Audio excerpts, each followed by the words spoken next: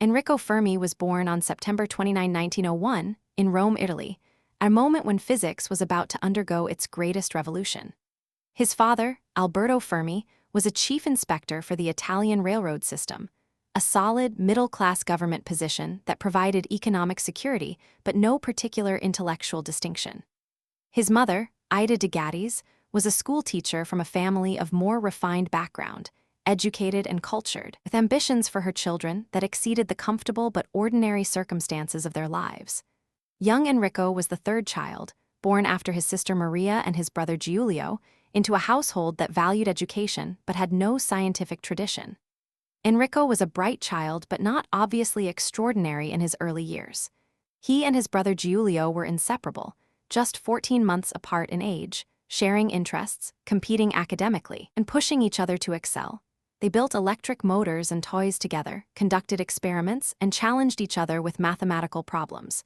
It was an idyllic childhood, characterized by intense intellectual curiosity and brotherly companionship.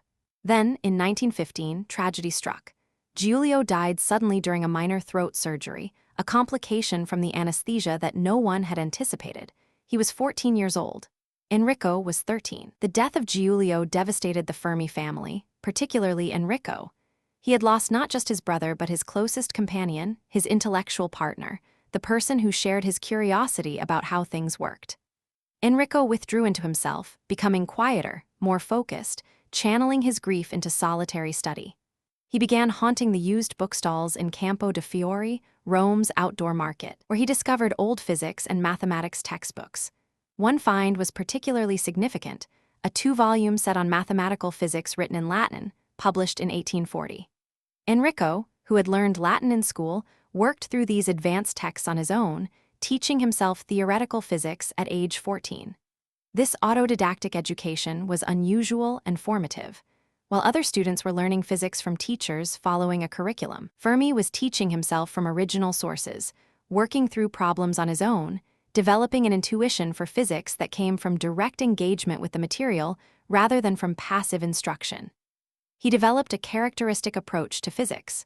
Start with the fundamentals, work through the mathematics carefully, understand problems from first principles, and never accept explanations that seemed unclear or illogical. By the time Fermi entered the university in Pisa in 1918, Italy's most prestigious university, he was already exceptionally well prepared. He had been encouraged to apply by Adolfo Amidei, a colleague of his father's who recognized the boy's extraordinary mathematical and physical abilities and took him under his wing, guiding his studies and encouraging his ambitions. At Pisa, Fermi encountered university physics and found it largely boring. He already knew most of what was being taught. His fellow students and even some professors were awed by his knowledge and abilities. There's a famous story of Fermi, as a first-year student, explaining quantum theory to his professor. Fermi completed his undergraduate degree and doctorate in physics by 1922, at age 20.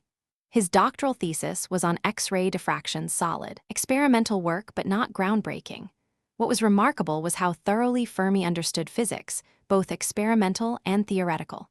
Most physicists specialized. They were either experimentalists who built equipment and did measurements, or theorists who worked with mathematics and developed theories. Fermi was both, equally comfortable designing apparatus and working through complex theoretical calculations.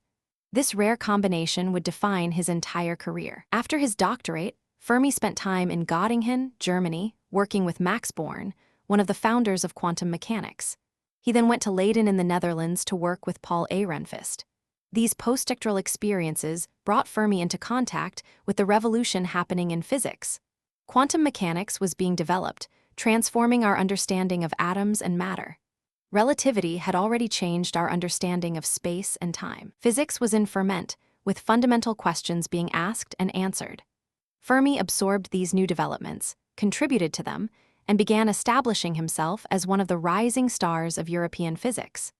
In 1926, at age 24, Fermi was appointed professor of theoretical physics at the University of Rome, the first chair in theoretical physics in Italy. It was an extraordinary appointment for someone so young, a recognition of Fermi's exceptional abilities. He immediately began building a research group, recruiting brilliant young Italian physicists, Edoardo Amaldi, Bruno Pontecorvo, Emilio Seger, and others who would become leading figures in physics. This group, which came to be known as the Via Panisperna Buries, after the street where the Physics Institute was located, would make Rome a world center for physics in the 1930s. Fermi's first major theoretical contribution came in 1926, the same year he became professor in Rome. He was working on the quantum mechanical description of particles, specifically on how systems of many identical particles behave. Wolfgang Pauli had recently proposed his exclusion principle, which said that no two electrons in an atom can occupy the same quantum state. But what did this mean for systems containing many electrons? How do you describe such systems mathematically? Fermi developed what is now called Fermi-Dirac statistics, the statistical mechanics of particles that obey the Pauli exclusion principle. These particles, which include electrons, protons, neutrons, and many other particles, are now called fermions in Fermi's honor. Fermi-Dirac statistics explains the behavior of electrons in metals, the structure of white dwarf stars, the properties of semiconductors, and countless other phenomena. It's one of the foundational results of quantum statistical mechanics, and Fermi developed it at age 25. But Fermi wasn't content to be just a theorist. He wanted to do experiments, to engage directly with nature rather than just with equations. In the early 1930s, the most exciting experimental field was nuclear physics, studying the atomic nucleus, bombarding nuclei with particles to see what happened, discovering new phenomena. Ernest Rutherford in England, Frédéric and Irene Joliot-Curie in France, and others were making important discoveries. Fermi decided that Rome should be doing nuclear physics too. There was a problem. Rome had no tradition of experimental nuclear physics, no equipment, no expertise. But Fermi was undeterred. He learned experimental techniques, built or improvised equipment, trained his students in experimental methods, and transformed his research group from theorists into experimentalists. It was a remarkable transition. Most physicists couldn't make the switch from theory to experiment, but Fermi did it seamlessly, bringing the same systematic, first principles approach to experimental work that he brought to theory. In 1933, Fermi developed his theory of beta decay, the process by which a neutron in an atomic nucleus can transform into a proton, emitting an electron and a neutrino. This was one of the first successful quantum field theories, treating the creation and annihilation of particles through fundamental interactions. Fermi's theory of beta decay introduced what is now called the weak nuclear force, one of the four fundamental forces of nature. The theory was successful, quantitatively accurate, and conceptually profound. It remains a foundation of particle physics today, and the unit of measurement for lengths at nuclear scales is called the Fermi, 1 femtometer, or 10 to the minus 15th meters in his honor. But Fermi's most famous experimental work was about to begin. In 1934, news came from Paris that Irene Joliot-Curie and Frédéric Joliot had created artificial radioactivity. They had bombarded aluminum with alpha particles and created a radioactive isotope of phosphorus. This opened new possibilities. If you could create radioactive isotopes artificially, you could study elements that didn't exist naturally, explore nuclear reactions systematically, and potentially discover new elements. Fermi immediately recognized the opportunity. The Joliot-Curies had used alpha particles, helium nuclei, as projectiles. But alpha particles are positively charged and are repelled by the positively charged nucleus, making it hard for them to get close enough to interact. Neutrons, which had been discovered just 2 years earlier in 1932, were electrically neutral. They wouldn't be repelled by the nucleus, could penetrate more easily, and might be more effective at inducing nuclear reactions. In a series of brilliant experiments conducted in 1934, Fermi and his team systematically bombarded nearly every element in the periodic table with neutrons. They discovered that many elements, when exposed to neutrons, became radioactive. The neutrons were being absorbed by nuclei, creating new isotopes. This opened up the entire field of neutron physics, but the most important discovery was almost accidental. Fermi noticed that when he placed paraffin wax, which contains a lot of hydrogen, around his neutron source, the induced radioactivity increased dramatically. Why? Fermi quickly worked out the explanation. When fast neutrons collided with the light hydrogen nuclei in paraffin, they slowed down, losing energy. These slow neutrons, it turned out, were much more effective at being captured by nuclei than fast neutrons. It was a counterintuitive result. You'd expect faster projectiles to be more effective, not slower ones, but Fermi's theoretical understanding immediately explained it. Slow neutrons have longer wavelengths and spend more time near the nucleus, increasing the probability of capture. The discovery of neutron moderation was crucial to all later nuclear technology, including nuclear reactors and certain types of nuclear weapons. The Rome Group's neutron experiments created numerous radioactive isotopes, explored nuclear reactions systematically, and established neutron physics as a field. But there was one puzzling result. When they bombarded uranium, the heaviest naturally occurring element, with neutrons, they detected radioactive products that didn't seem to correspond to any known element. Fermi thought perhaps they had created elements heavier than uranium, transuranic elements, by neutron capture. They published papers claiming to have created element 93 and possibly element 94. If true, this would be a major discovery. But they were wrong, though they didn't know it yet. What they had actually done was split the uranium nucleus, nuclear fission, creating lighter elements rather than heavier ones. The German chemists Otto Hahn and Fritz Strassmann would discover this in 1938, and Lise Meitner and Otto Frisch would explain it theoretically. Fermi had actually achieved nuclear fission in 1934, but hadn't recognized it. He had been looking for transuranic elements and had interpreted his results in that framework. It was a rare misstep for Fermi, a reminder that even the most brilliant scientists can miss what's right in front of them if they are looking for something else. While Fermi was building his research group and making important discoveries in Rome, the political situation in Italy was deteriorating.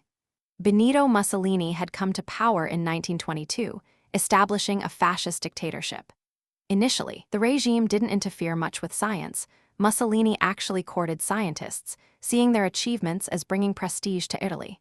Fermi, focused on his work, largely ignored politics.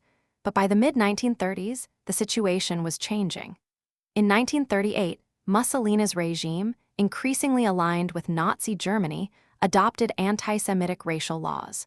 These laws excluded Jews from universities and government positions, restricted their rights, and marked them as second-class citizens. Fermi wasn't Jewish, but his wife Laura Capon was.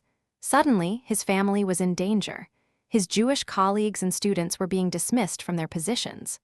The cosmopolitan, intellectually open environment that had made Rome a center for physics was being destroyed by fascist ideology.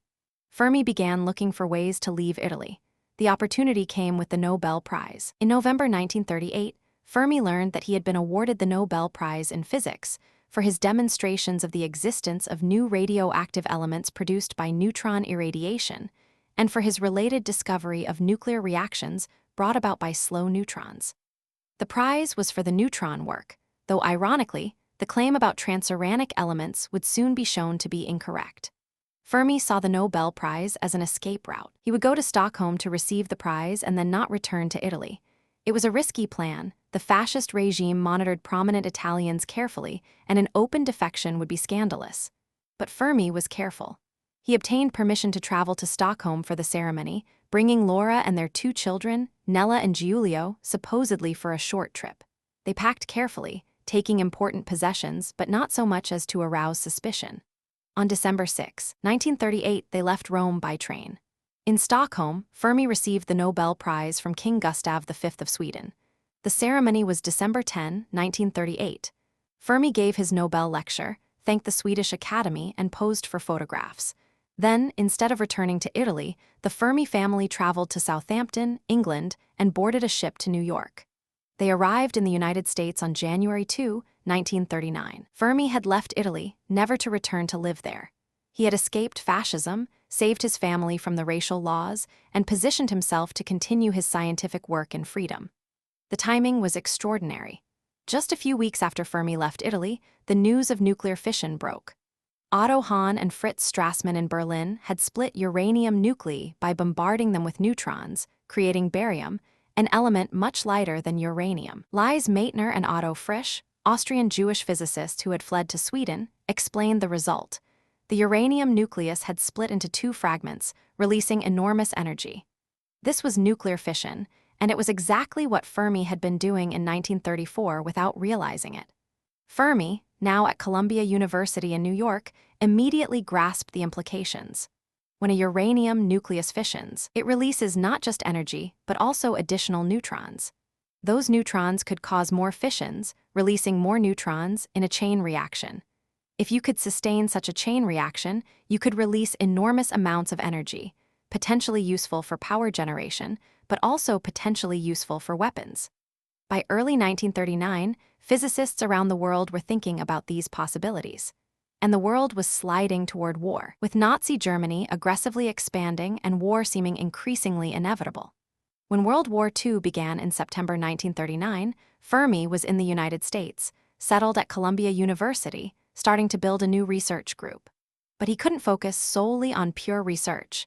The implications of nuclear fission were too important and the threat of Nazi Germany too serious. If Germany developed nuclear weapons first, the consequences would be catastrophic. Physicists, including many refugees from fascism like Fermi, felt a responsibility to ensure that the democracies developed nuclear technology before the Nazis did. In the early years of the war, Fermi worked on understanding the conditions necessary for a sustained nuclear chain reaction. The basic idea was clear. If you had enough uranium and if you could moderate the neutrons, slow them down so they'd be more likely to cause fission rather than being absorbed without fission, you might achieve a self-sustaining reaction. But the details were complicated. How much uranium did you need? What was the best moderator? What configuration would work? These questions required both theoretical calculations and experimental tests. Fermi, characteristically, approached the problem systematically. He built a series of experimental piles, stacks of uranium and graphite, which serves as a neutron moderator, arranged in specific geometries. Each experiment was designed to test a specific aspect of the physics, to measure parameters like neutron absorption and multiplication, to move closer to the critical point where a self-sustaining reaction would be possible. Fermi was the master of this incremental, methodical approach. He called it experimentum crucis, the crucial experiment, but really it was a series of experiments, each building on the last, each narrowing uncertainties and testing predictions. By 1942, Fermi had moved to the University of Chicago, where the American nuclear program, now called the Manhattan Project, was concentrating theoretical and experimental work.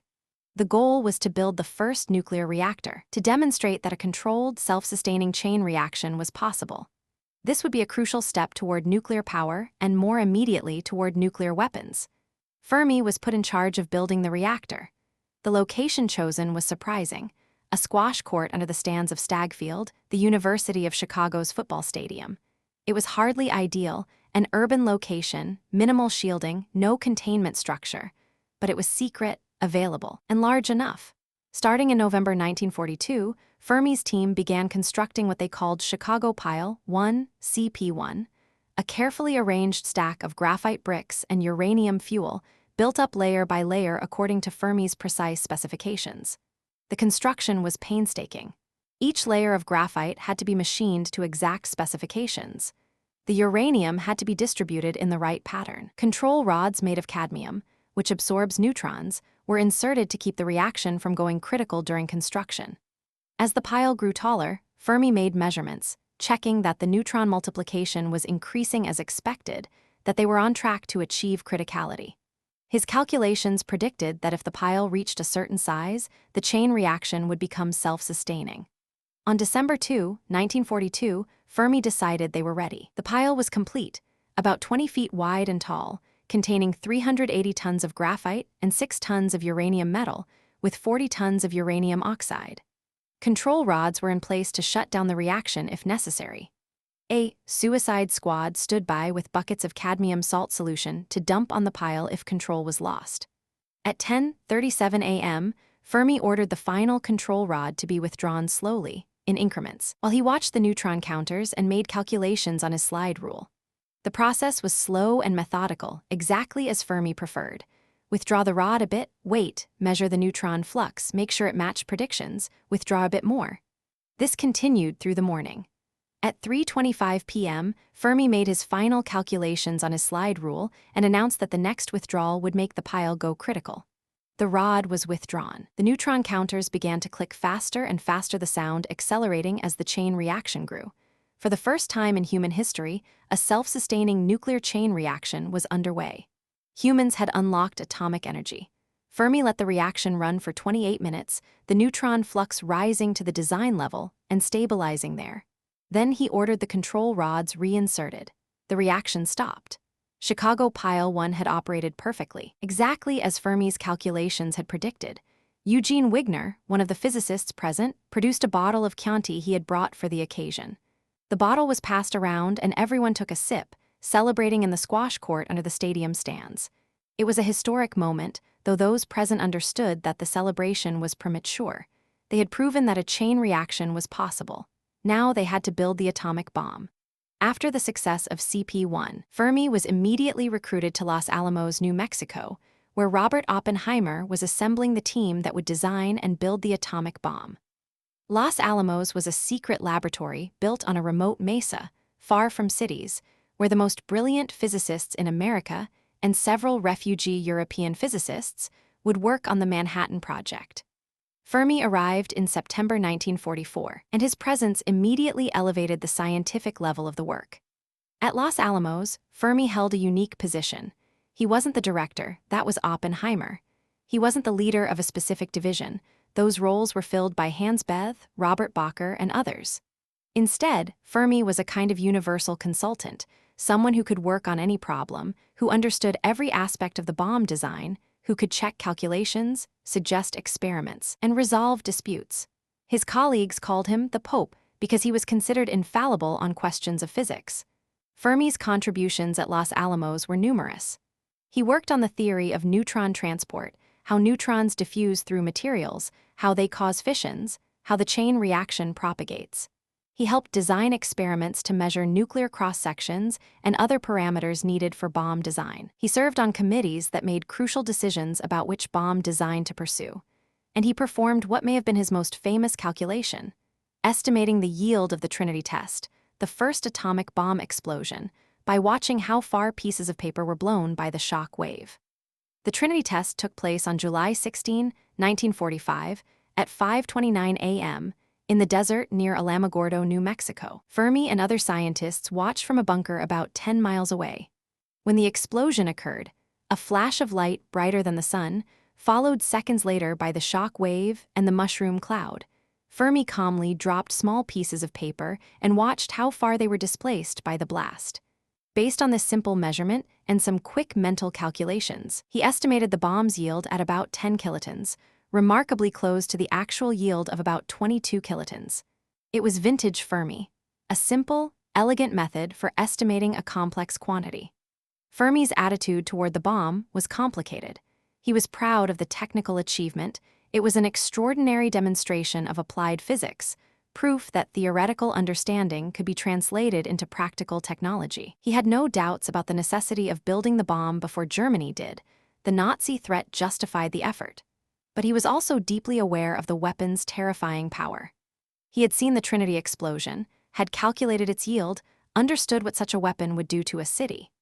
When the bombs were dropped on Hiroshima and Nagasaki in August 1945, killing over 200,000 people and forcing Japan's surrender, Fermi's reaction was subdued. He didn't celebrate or express regret publicly. He focused on the technical aspects, the yield, the efficiency, the performance relative to predictions. This emotional restraint was characteristic of Fermi, who separated his work from his feelings, who approached even the most consequential projects as problems to be solved rather than as moral dilemmas to be anguished over. After the war ended, Fermi faced the question that all Manhattan Project scientists faced. What now? Some, like Oppenheimer, became advocates for international control of atomic energy, warning about nuclear proliferation and arms races. Others, like Edward Teller, pushed for developing even more powerful weapons, particularly the hydrogen bomb. Fermi occupied a middle position. He served on the General Advisory Committee to the Atomic Energy Commission, advising the government on nuclear policy. He opposed the crash program to develop the hydrogen bomb on both technical and moral grounds, arguing that the weapon was unnecessary and potentially destabilizing. But when the program went ahead anyway, he contributed to it, helping solve technical problems while maintaining his reservations about the wisdom of building such weapons. In 1946, Fermi returned to the University of Chicago, which had established the Institute for Nuclear Studies, later renamed the Enrico Fermi Institute. Chicago was building a major center for physics research, and Fermi was the star attraction. He resumed teaching, advising students, and doing research. But he was no longer primarily an experimentalist working on nuclear physics. The field had changed. Nuclear physics was becoming big science, requiring large accelerators and huge teams, less suited to Fermi's style. Instead, he turned to particle physics, cosmic rays, and theoretical problems in quantum field theory. In the post-war years, Fermi became a legendary teacher and mentor. His courses at the University of Chicago were famous for their clarity, rigor, and physical insight. Fermi didn't believe in hiding complexity or oversimplifying. He presented physics in all its mathematical detail. But he also insisted on understanding the physical meaning behind the equations, on developing intuition, on being able to estimate answers before calculating them precisely. Fermi's problem-solving approach became legendary. He was famous for Fermi problems, back-of-the-envelope calculations where you estimate an answer using only basic knowledge and rough approximations. How many piano tuners are there in Chicago? How much energy does the sun radiate? What's the temperature at the center of the sun? Fermi could estimate these quantities, often to within an order of magnitude, using simple reasoning and basic physical principles. This skill, the ability to quickly assess whether an answer makes sense, whether a calculation is in the right ballpark, was enormously valuable in research and became a model for how physicists should think. His students at Chicago included several future Nobel laureates: Chen-Ning Yang, Tsundao Lee, Jack Steinberger, Leon Lederman, and others. They remembered Fermi as demanding but fair, willing to work through problems with students, impatient with sloppy thinking but supportive of genuine effort. Fermi's office hours were famously helpful. Students would come with problems, and Fermi would work through them systematically, showing not just the answer but the approach, the way to think about the problem. But Fermi's research in these years was less focused than it had been earlier. He worked on cosmic rays, studied pion nucleon scattering, developed theories of particle production, and thought about the origin of cosmic rays' high energies. He built one of the first synchrotrons, a particle accelerator, at Chicago. But he wasn't making the kind of breakthrough discoveries that had characterized his earlier work. Partly this was because physics itself was changing.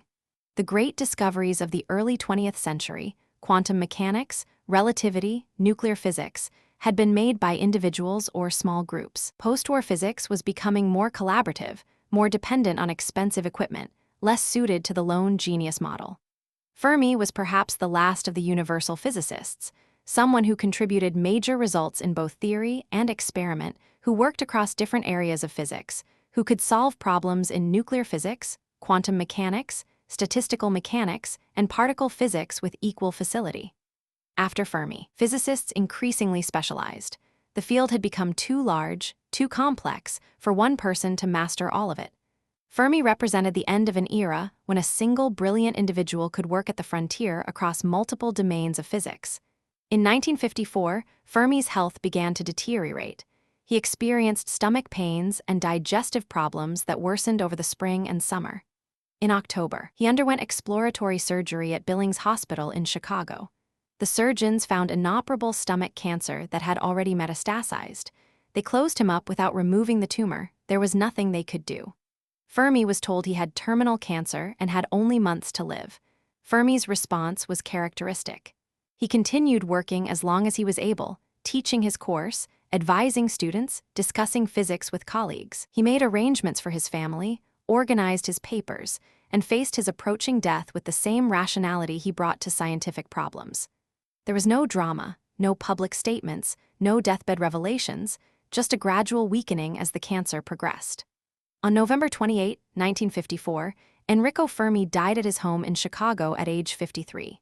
He was survived by his wife Laura and their children Nella and Giulio. His death was mourned throughout the physics community. Colleagues and students remembered his brilliance, his clarity of thought, his ability to cut through complexity to reach fundamental understanding. The Atomic Energy Commission named its highest honor the Enrico Fermi Award. Element 100, discovered shortly after his death, was named fermium. Buildings, institutes, and laboratories were named in his honor. The Fermi National Accelerator Laboratory, Fermilab, outside Chicago, one of the world's premier particle physics facilities, bears his name. Fermi's scientific legacy is vast. Fermi-Dirac statistics governs the behavior of electrons, protons, neutrons, and many other particles. The theory of beta decay introduced the weak nuclear force and remains fundamental to particle physics. The discovery of slow neutron reactions opened the field of neutron physics and made nuclear reactors possible. The first controlled nuclear chain reaction demonstrated that atomic energy could be harnessed. Contributions to the Manhattan Project helped end World War II, but also ushered in the nuclear age with all its promises and perils. But beyond specific discoveries, Fermi represented an approach to physics that combined theoretical understanding with experimental skill, mathematical rigor with physical intuition, systematic methodology with creative insight. His Fermi problems taught generations of physicists to estimate before calculating, to check whether answers made physical sense, to develop intuition for orders of magnitude. His teaching style, clear, rigorous, focused on understanding rather than memorization, influenced how physics was taught worldwide. The question of Fermi's moral responsibility for the atomic bomb remains contested. He was a central figure in the Manhattan Project, making crucial contributions to reactor design and bomb development. The weapons he helped create killed hundreds of thousands immediately and threatened humanity with nuclear annihilation. Yet Fermi was motivated by the genuine threat of Nazi Germany developing nuclear weapons first, by loyalty to his adopted country during wartime, and by the intellectual challenge of solving unprecedented physics problems. He later opposed the hydrogen bomb, but contributed to it when the program proceeded anyway. Perhaps the most we can say is that Fermi represented the double-edged nature of scientific knowledge, tools that can be used for creation or destruction, discoveries that benefit humanity while also endangering it. The same physics that explains stellar energy and makes nuclear power possible also makes nuclear weapons possible. The same neutron reactions that promised abundant energy also enabled unprecedented destructive power. Fermi understood this duality, lived with it, contributed to both sides of it, and left the moral questions largely unresolved. Fermi's legacy also includes the famous paradox named for him.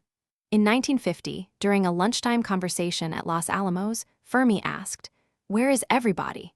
He was referring to extraterrestrial civilizations. Given the size and age of the universe, the number of stars and planets, the apparent ease with which life arose on Earth, there should be many technologically advanced civilizations in our galaxy. Some should be millions of years older than us. So where are they? Why haven't we detected any signs of extraterrestrial intelligence? This became known as the Fermi Paradox, and it remains one of the most intriguing questions in the search for extraterrestrial life. Various solutions to the Fermi Paradox have been proposed.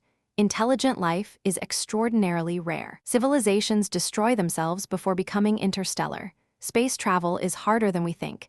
Aliens are here but hiding. We're not recognizing the signs. Some solutions are optimistic, others deeply pessimistic. Fermi himself didn't pursue the question systematically. It was a lunchtime speculation, but it captured his characteristic ability to ask profound questions simply and clearly. In the end, Enrico Fermi's life spanned the most revolutionary period in the history of physics. He was born before relativity and quantum mechanics were discovered, grew up as these theories were being developed, contributed fundamentally to quantum statistical mechanics and nuclear physics, helped harness nuclear energy, and died just as particle physics was beginning to reveal the deeper structure of matter.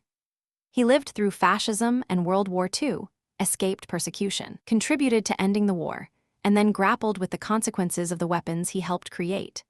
The image that remains is of a man working at a blackboard, explaining physics with perfect clarity, or standing in a laboratory surrounded by equipment, methodically testing a hypothesis, or sitting with a slide rule, estimating whether a calculation makes sense. Fermi working through a problem, step by step, fundamental principles to specific predictions, theory to experiment and back again. He was the last physicist who could do it all: theory and experiment, nuclear physics and particle physics, fundamental research and practical application, and do it all brilliantly.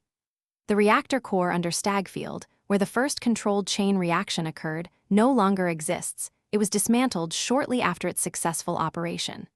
But a sculpture by Henry Moore marks the spot, titled Nuclear Energy, commemorating what happened there. It stands as a monument to human ingenuity and to human responsibility, to the power of scientific understanding, and to the consequences of applying that understanding. It's a fitting memorial to Fermi's legacy.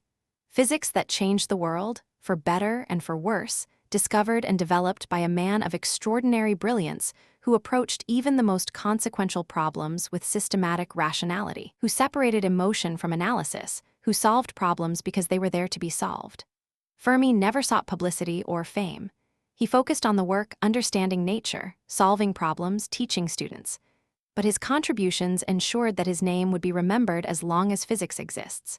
Fermions, fermium, the Fermi unit of length, the Fermi National Accelerator Laboratory, the Fermi surface in solid-state physics, the Fermi level in semiconductors, the Fermi energy in quantum systems, all bear his name. Every nuclear reactor operating today descends from Chicago Pile 1. Every physicist using Fermi-Dirac statistics or studying weak interactions builds on foundations Fermi laid.